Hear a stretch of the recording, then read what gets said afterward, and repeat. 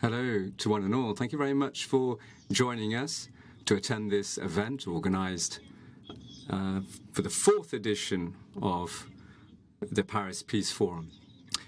My name is Anne Tricot. I come from the head of the International Relations Division, the French Agency for Information Security, and I'll be the moderator. We're looking at the Working Group 6 outcomes, the major initiative, the Paris Call, as it's called. As you know, this gathers together a number of stakeholders, representatives from the private sector, researchers, academics, state representatives, with the overriding ambition, for the first time, that is asserted in international text, to bring into stark relief the responsibility of states, but also private entities, with a view to stabilizing the cyberspace. And of course, this is a topic which is very dear to our heart at the national agency. As you know, we're going to be talking about the ICT supply chains, ICTs, highly topical in nature. We're seeing an increase of cyber attacks. They're targeting, in recent media history, we've seen recent targets. And of course, the coronavirus has shed stark light on the importance of a secure supply chain that's robust and reliable. Products, services in ICTs are very different in nature. They are connected to software, IT hardware, and of course other components, which are assembled in a transnational nature. And for assailants, cyber assailants, of course, it's easier to go into to attack the weak link rather than the final user. So this ICT supply chain have become, as a consequence, increasingly sophisticated, and it's this sophistication that's thrown up security matters. Difficult to quantify these risks. And so today, we're going to try and see what solutions can be brought to bear. And it's through our panelists that I'm going to introduce in a moment that will be offering a debate around these various points. Among us, we have Arnaud de Coustier, Vice Admiral, who's President of the Cyber Centre of Excellence, and the CGREF Paris Call representative. Or Jerry is with us, postdoctoral fellow and researcher at GEODE. We also have with us Anastasia Kazakova. She is Senior Public Affairs Manager at Cyber Diplomacy. And lastly, I have to excuse Mr. Alexander Seeger, who's Head of Cybercrime Division at the Council of Europe and representative of Glaçai Plus initiative. Unfortunately, he couldn't join us for this roundtable session. As you know, we have simultaneous interpretation provided, so if I can ask the speakers to speak relatively smoothly and distinctly to facilitate the work of the interpreters. And lastly, a reminder to all those who are joining us remotely, and you're many to have joined us remotely, thanks very much. You can put questions to the panelists. There'll be a 10-minute Q&A made available at the end of this roundtable session. So perhaps to start, let me just suggest that we go around the table to pick up on the major considerations that have been pinpointed going to security of ICT supply chains. And let me hand over to Mrs. Jerry, then Mrs. Kazakova, and we'll hear lastly from Mr. Coustier. So, Mrs. Jerry, over to you. Thank you for the invitation. It's really great to be here today and to be able to present the results of a month of hard work with Working Group number 6 that was led by Kaspersky and CGREF to work on within the framework of the Paris Call for Trust and Security in Cyberspace. So among the main challenges of the ICT supply chain security that we identified within the working groups, we did identify different categories of challenges. Some of them were regulatory challenges, others were institutional challenges, policy challenges, and finally, economic and market challenges. So I'm not going to list them all, but just to give a few examples, among the regulatory challenges, we identified a lack of clarity on what key security requirements, standards, and regulatory obligations related to ICT products and services are, or on the contrary, the existence of numerous specifications, standards, and requirements.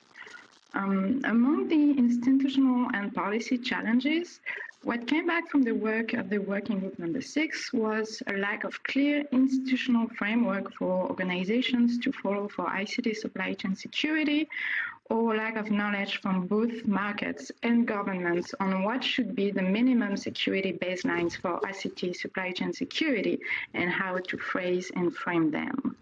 And finally, among economic challenges, what really came back from the discussions was that investing in security can raise costs, and that not all organizations, and especially small and medium organizations, can allow these costs.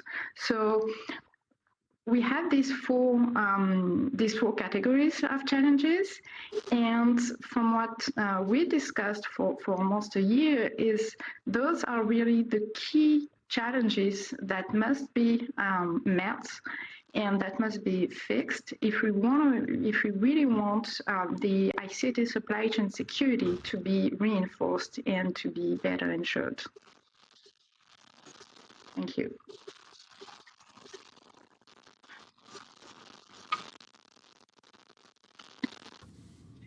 Thank you very much, Mrs. Jerry. I hand over to Mrs. Kazakova to tell us about the stakes linked to supply chains from her perspective.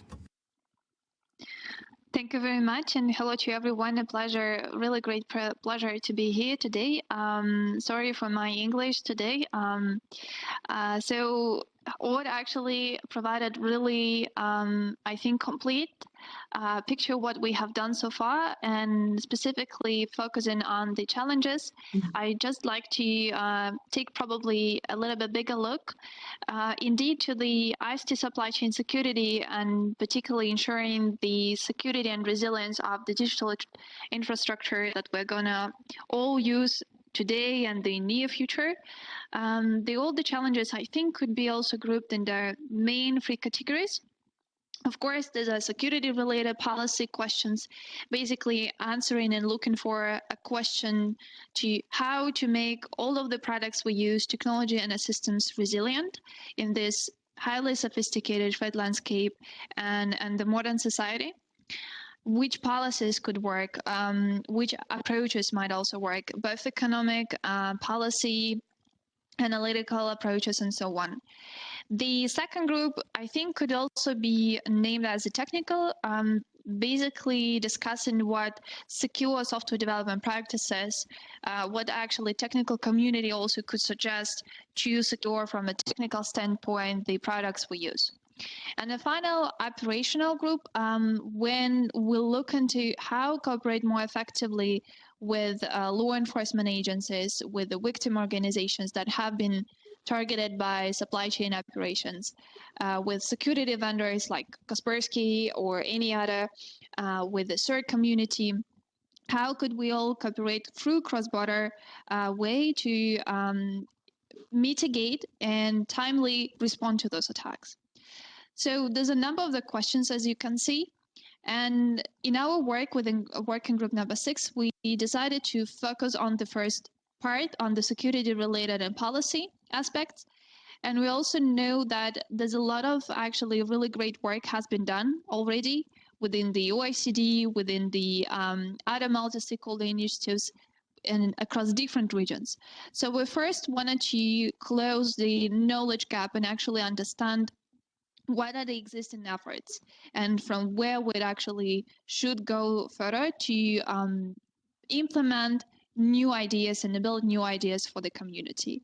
As a result, we decided to first make a mapping We, of course, knew that we will not be able to make an exhaustive list, so we decided to see what are the existing frameworks, as we call them. We took the public policy frameworks, existing standardization approaches, different legislation acts from the European Union, United States, ASEAN. Then we also looked at what different public and private partners together did as a Paris call. I think it's a brilliant, of course, example of the multi-stakeholder approach, the Geneva dialogue. And also we'll look at the intergovernmental level, at the UN level, the recent success with the both OIWG and GG reports, where the latter provides quite a good elaboration of what states need to do to enhance the integrity of supply chains. So our goal was to look at the entirety and a quite a targeted selected list of those frameworks and understand where each of them has a focus on which and where policy gaps still exist. So this information, as we hoped, and as it turned out, would actually be a good basis for the future work, either within the Paris goal or beyond, to understand what could actually specifically work in terms of the particular industry, particular market context, particular technology. So I think this was just a brief overview. What are the challenges we were keeping in mind while working within working group number 6? Thank you.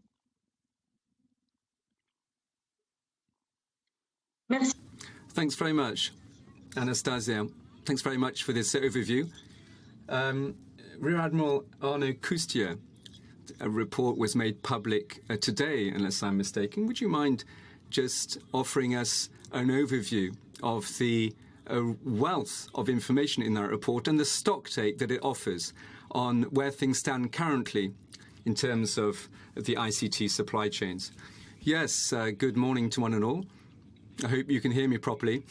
Yes, exactly so. I'm absolutely delighted to have chaired that working group and have had an opportunity to offer my contribution, my experience as in four-star armed forces and in the French ministry. What I can tell you today is that the current context is becoming worse very quickly. And if robust measures aren't taken, then we might find ourselves in a state of chaos. Cyber attacks are up by four times. Cyber attacks, cyber criminals can act more quickly than we can protect ourselves. And the attacks on supply chains that we've seen recently that has afflicted editors, publishers in the cyber space, this offers major concerns for the future. And I think we really need to look more detail in this digital arena as the common good for mankind, because lots of our activities will be we'll see upheavals, and so we're no longer in a forum which is highly technical per se. These are common goods for humanity that we need to safeguard. We need to learn to fight together and against all fronts. So this change in paradigm,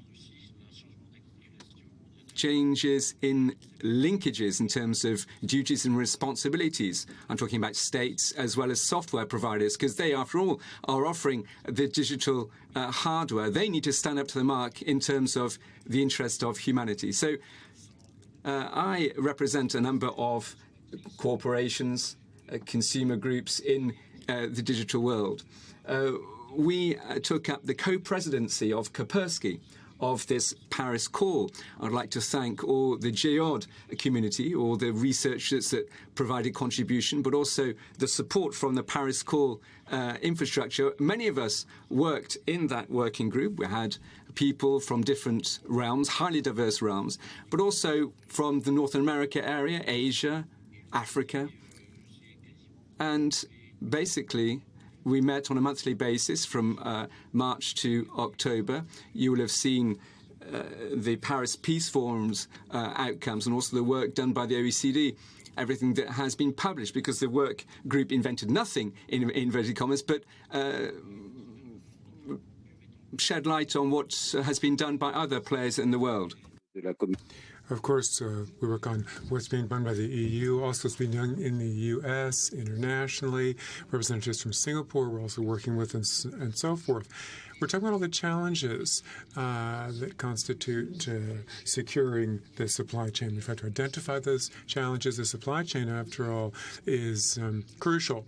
The idea of providing the IT foundation to all the major security providers. So the challenge is, first of all, about awareness, overall awareness. Also, need for transparency, information sharing, a need for a shared risk management that otherwise could lead to a sort of chaos, and most importantly, empowerment of all people involved in digital. Governments, of course, everything having to do with government cooperation, as well as international governance and national governance. Furthermore, we're talking about other types of challenges, true challenges in terms of regulations. Institutions, policies, economics, and certification can also constitute challenges. So I think that all players need to be involved. And the Paris call to action means everybody needs to shoulder their responsibility. That's the call. Now, in our working group, we come from many different backgrounds, and nevertheless, we've managed to reach consensus on the major actions. You can find them in the report that will be issued. If we have time, we could go through some of the various points that Anastasia and Aude have worked on specifically with all the members. The idea is to move toward greater certification of products. I believe that's something absolutely necessary to put an end to this sort of chaos that sometimes seems to reign and that could increase in the future. We can't accept for products that are delivered to be products that are not highly secure, reaching a high level of security versus the attacks coming from other places. That's why the CGRF, via my voice and the main French corporations members of the CGRF, you can see all the main companies that are big digital users are conveying a similar message, voicing a similar message. We're saying everybody needs to actually shoulder their responsibility. Of course, governments, as well as international and national bodies, and then more and more, providers have to shoulder a responsibility. We know that the providers, we're talking about a common good for humanity, after all, that's being provided, and we've got to focus on that aspect. Of course, the CGRF is very much in favor of faster development of international law in this area. The Budapest Convention on Expert Dialogue in the UN and so forth sometimes have a hard time getting the momentum they may have had about 10 years back. If you don't realize, I'm an admiral. I come from the Navy, so of course my reference is often the law of the sea, the Montego Convention. So we're talking about law where humanity organizations have managed to work this out between governments and civil society. They've established regulations, laws and rules, so that we can step in various areas when there's when there's piracy or what have you. But versus what you see in the Navy, we don't have 300 years to work out the rules and regulations. So we can say that our working group realizes that it's urgent to change paradigm here. Thank you very much, Arnaud Coustier. I observe that after our discussions, there's still a lot of work cut out for you. Although we've got a framework, we've got international cooperation, which is very much underway.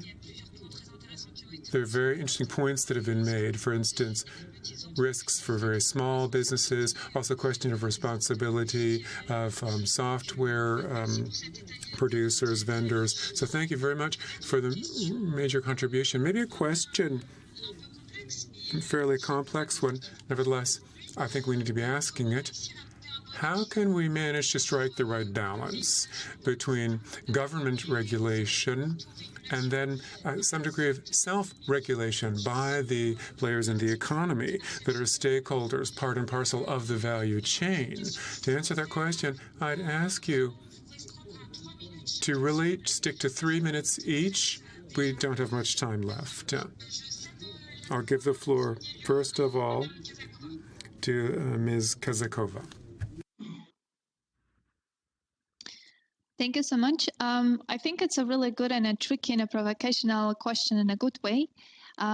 So I will not probably be able to give a black and white answer, but definitely would say that First of all, we need to look at a particular sector, particular industry, particular type of the technology to regulate, and of course the market itself, its specifics, and even broader cultural context to understand to what extent it should be the government intervention or sort of the co-regulation or the self-regulation of economic actors. But through our discussions with the more than 30 organizations, as Arnaud has just shared, really diverse views, and we heard that, and also within the Geneva dialogue, where also we're part of, and many other industry players, we discussed similar questions. I think we led to the conclusion that without government intervention and the government participation to build a cyber resilient ICT ecosystem, we will not be able to reach all of those security goals. So governments are needed. And cybersecurity actually requires the governments to step in. If you ask me what would be the reasons why, so just briefly, for the first, we see the lack of incentives for companies to ensure more secure products and basically invest into cybersecurity. And I think what really gave a really good overview of what are those existing and missing incentives. We included them in the report, and I think there would be really good help for future work. The second reason, I think, we see the existing complexity of the different pieces of legislation, different emerging regulatory approaches, industry approaches, because industry is quite proactive as well. So how to make sure that everything of this remains more or less interoperable, harmonized for the technology that is used globally. And I think it's one of the challenges. It would be the additional cost for small and medium enterprises, and we need to make sure that they could actually be a part of this ICT secure ecosystem, and all of those costs are balanced. So governments are needed for ensuring the harmonization of the regulatory approaches, I think. And the last point, I think we also need greater transparency from both public and private parties in the way how the vulnerability treatment is organized, how vulnerability handling is also organized, because vulnerability and their exploitation is the main entry point for ICT supply chain operations.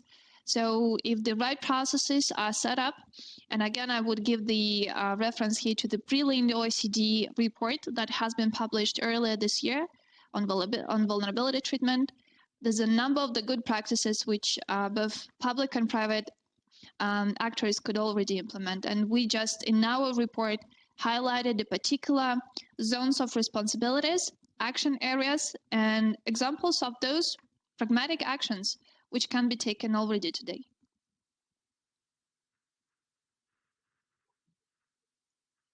Merci beaucoup.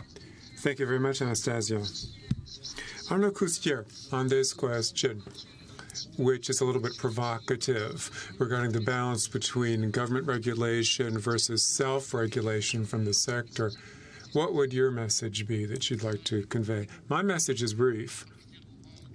Since we're talking about overall global security, the various nations and companies have to agree. Think of the International Civil Aviation Organization or the International Maritime Organization. They have enacted rules and checks and balances. I believe we need greater regulation, greater certification, standardization, and processes in place for verification. We managed to do this to have airplanes fly safely and ships navigate safely.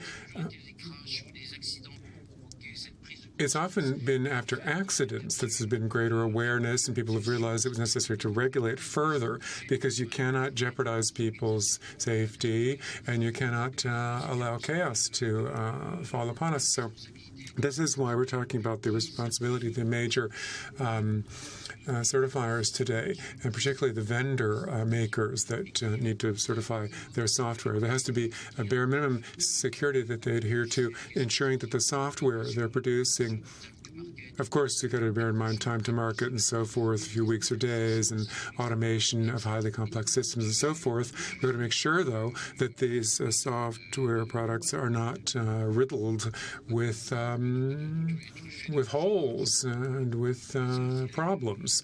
So that would be my message. It's urgent to work quickly and act quickly for this common good. Thank you very much, Arnaud Croustier.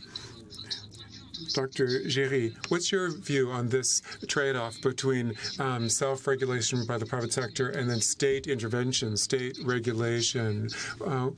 What do you think? What would you like to share with us on this? Well, we see that the issue of ICT supply chain security and the lack of security is what I would call one of the root cause of the state of instability in cyberspace. So obviously, and it has been said by Arnaud Croustier and Anastasia Kazakova just before me, and I agree with everything they say, it is first and foremost states' responsibility to act in this matter. And states have to take their responsibility, and this cannot be left to self-regulation from non-state actors. And we had many non-state actors, private companies, participating in the work of our working group, and they all called for more states regulation and for clear guidelines and transparency in this matter. And here we see, for example, that the EU has done a lot for the last couple of years, but states really need to do more to, I would say, impulse a global culture of cybersecurity, one that does not exist today. Now, we also see many great initiatives from the economic actors themselves. They're developing high security standards. They are coming to the table to discuss this issue, whether it is, for example, within the Geneva Dialogue or within the working group number 6 of the Paris Call, and great ideas and initiatives emerge. And when they do so, when these great ideas and initiatives emerge, I think that states should support them. They should endorse them and build on them, for example, by asking transparency and reporting on concrete efforts that are being made. And here we see that we're going to move from self-regulation to co-regulation between state and non-state actors. And even in the cases where it is states regulation, I think it's of utmost importance for states and economic actors to discuss and what happened at within the OECD and the way that the report that we based our work on was made was a really great initiative, and I think we should applaud it. So to conclude very quickly, I would say that with great power comes great responsibilities. And as sovereign entities, states are responsible for the safety, for the security, and the well-being of their citizens. So they must act. But ICT companies also have great power. And if their products aren't secure, they put the entire world at risk. So they must act as well, and they can be a driving force. And actually, states cannot do without them.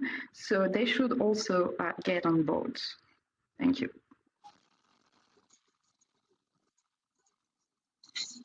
Merci beaucoup. Thank you very much, Géry, for talking to us about state responsibility and also the fact that it's necessary for there to be joint regulation. The stakeholders have to all be involved throughout the value chain together with the states. This is a perfect transition toward the third question I wanted to bring up now. The Paris Call, of course, is intended to bring to the table researchers, scholars, stakeholders from the value chain, as well as governments. All together as a group, you've drafted a report being published today. I have a question for each of you. What are the main recommendations in the report that you would like to highlight to quickly strengthen security in the value chain? Arnaud Croustier, I'd like to give you the floor first to talk to us about the main recommendations. I already mentioned several of them. I believe Anastasia is in the best position. She's got a great overview of these points. I think she should address this point. Okay, fine, then I'll give the floor to Anastasia.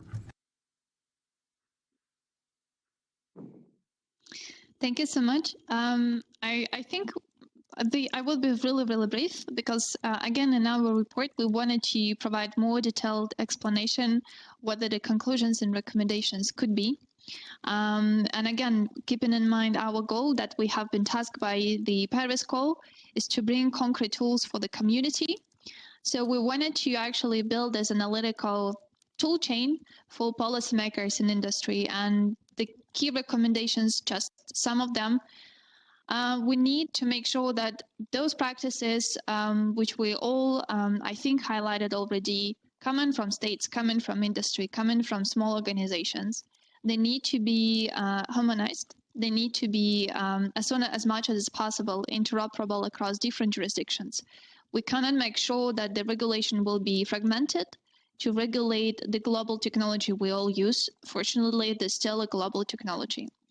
The ICT supply chains are distributed globally. They are maintained by people located globally. So there should be sort of reciprocity and harmonization between those approaches to create a positive security impact. And probably one more recommendation, of course, this is not a comprehensive list. We also, and it would be a little bit trivial, but I think it's really important to highlight at each of the discussion we have, the cooperation is a must to make sure that we all together, we will be able to achieve the optimal security that we try to achieve, keeping in mind that 100% security is not possible. So we need to focus on what would be the optimal security for us. And for that, obviously, there should be cooperation between those who knows how the products work, who develop those products, and those who actually know about the digital security by design approaches. So they could work together, more talk to each other to make sure that the security inbuilt in the modern software, in the modern consumer smart devices, in industrial devices as well.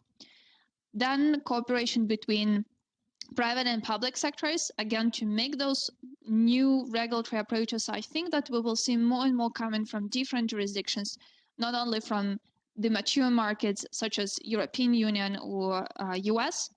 So those regulatory approaches of tomorrow, they need to be also more effective. And without the input from the private sector, industry, civil society, I think we will not be able to reach that. So cooperation between them is also important. And finally, states need to cooperate with each other and also to keep in mind those existing standardization bodies, international institutions, regional bodies, because much of the work is also going on through those channels. And sometimes we just don't know what really brilliant initiatives they have implemented so far. So the more cooperation taking place at this more global level, I think the more effective our fight against those attacks would be. Thank you.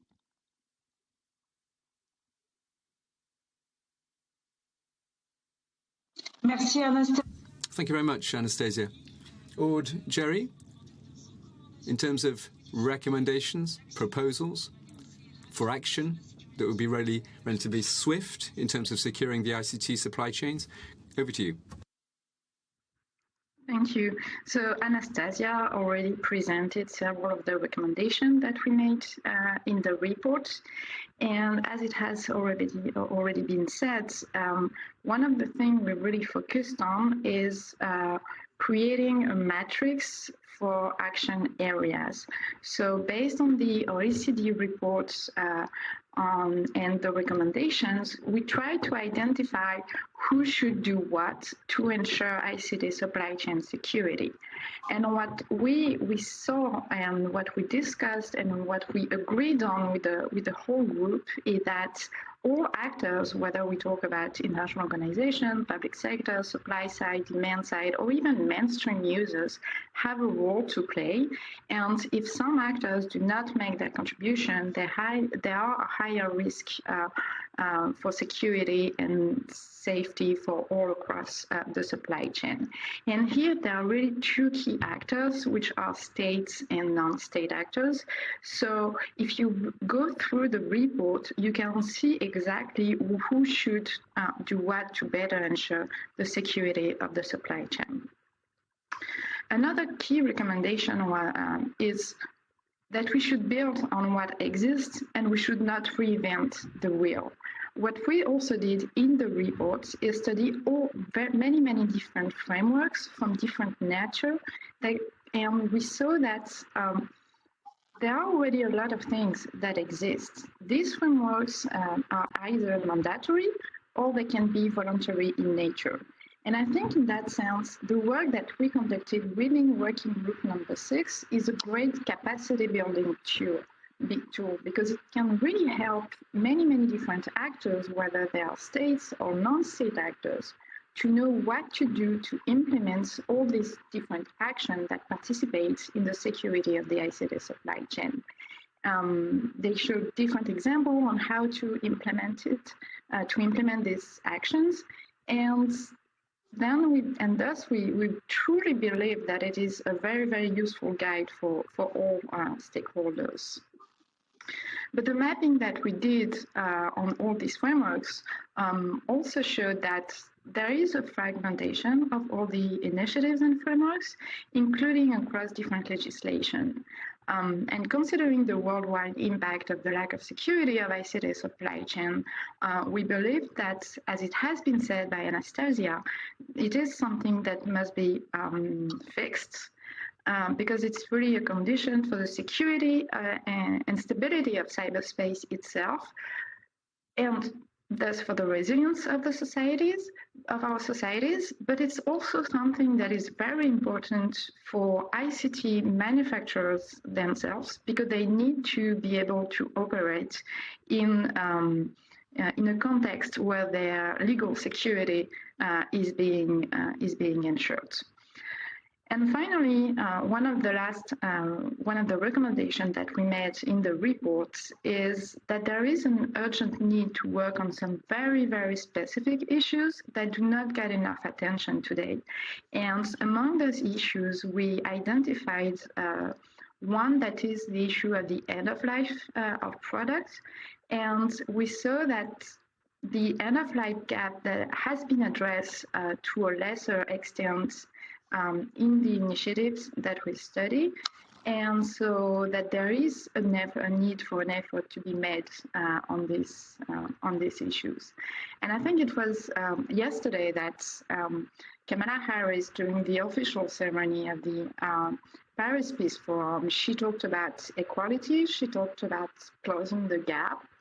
And what the report really showed, and to build on what she said, is that if we need to close this ICT supply chain security gap, because without it, it is the equality of citizens, of users in benefiting from what ICT can bring that will be threatened. So there are recommendations in the report, and we hope that state and non-state actors will pick up on them. Thank you.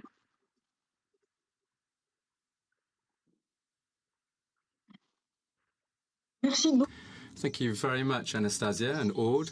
Thank you for that information that you shared with us this morning. As a reminder to all the participants, the report enters the public forum today. It's a wealth of information. It goes to what's already been done, goes to the major considerations in terms of security with regard to supply chains, offers recommendations that need to be taken up to address this major stake, which is of concern to all of us. You've all said that, because security in ICT chains is of concern for all economic players in the world. So there are 1 or 2 minutes remaining for questions. I have a technical question, but nevertheless very interesting. What expectations can one have before standardization international organizations? Somebody like to pick up on that point? Anastasia, Aude, Arnaud, over to you. Yes, I think the expectations, I would refer back to what I said earlier on. We're in a state of emergency. There's a prevailing state of chaos. We need, therefore, to place standards and norms. And what was done on the OSCI for aviation and the Mocadis accidents and the oil spills and what have you. It's that type of urgency incidents that give rise to this chaos. There are lots of threats for the future, climate and everything flowing from that, but also about securing cyberspace. We've seen in the United States there are pipelines that come under attack, and the cyber crisis can balloon very quickly. In the physical world, we know full well that if electricity comes down in a major city, well, that obviously means that we see riots, we see deaths, it affects hospitals. So it's not only a technical realm here, and that should bear it shouldn't be the only responsible upon the shoulders of suppliers and thinking about time to market and what have you to become more competitive. The dimension has changed, and in respect of that, there is certification initiatives, and organizations need to get involved in that. The report showed this very quickly. It provided a list of a whole array of regulatory texts that exist, but they need to be framed as a norm, and so that they are applied. Because if you have 50 different regulatory texts, then obviously it becomes totally ineffective. So there's a huge amount of work that needs to be done on certification to make sure that we have common rules, a common ground, and to make sure that those common rules can be used on the ground. This is really needed as a matter of urgency.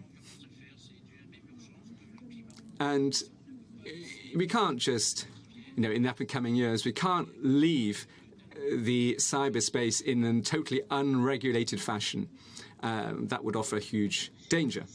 Thank you very much. Thank you very much, Arnaud. Aude, Anastasia, would you like to provide a supplementary comment going to standardization and normalization? And Anastasia, and then Aude. Thank you very much. And then we'll wrap up, and I'll let you say final words, because we've only got 3 minutes remaining. Okay, then I will just will add, I agree completely with Arnaud said. Standardization bodies are also, I think, the perfect venue to discuss together with industry and states what the security by design practices are. We know, and I think it's coming to a buzzword, but what actually it entails, what particular measures, again, keeping in mind that not all organizations have resources for the 100 absolute security. So what security by design, given different threat landscapes, risk appetite, what particularly it should include. And here we need pragmatic baseline security requirements, the standards also, and I think this is, again, perfect venue to continue working on that for the technology that we already have today and for the emerging technology of the future.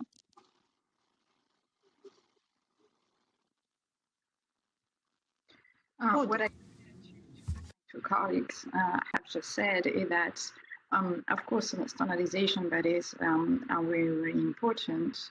But we also see, and I think we should keep that in mind, that there is a standard war going on in some fora at the moment, that standards also carry out different views on what security and stability in cyberspace should be, and that they are not just technical rules, but that there is a political dimension that is associated with standards. So truly believe that everybody should be concerned about what's going on in this fora, and that they should be more invested by all actors. Thank you.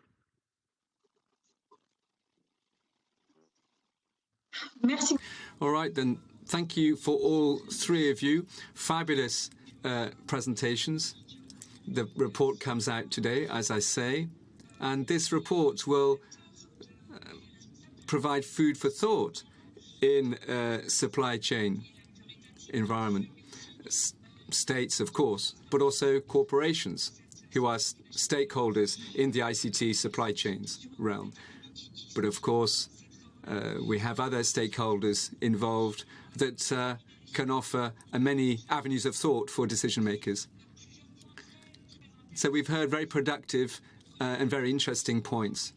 Your report sheds light on a certain on the duties and responsibilities and who should be doing what. This enables all players to be in a position to know in what field they can enter in order to offer security with these ICT supply chains. The second thing I've learned is that a number of frameworks currently exist and that we need to capitalize on that existing foundation. The third point that I would note down upon hearing you, the need for greater cooperation internationally to make sure that we see greater homogeneity of frameworks to avoid fragmentation, because, of course, ICT supply chain stakes are the same for all of us. And lastly, there are specific points to address. This life cycle, exhaustively, of a product in terms of its design, for software, for example, all the way through its lifespan. And I think that was a very interesting point, and I note that down usefully.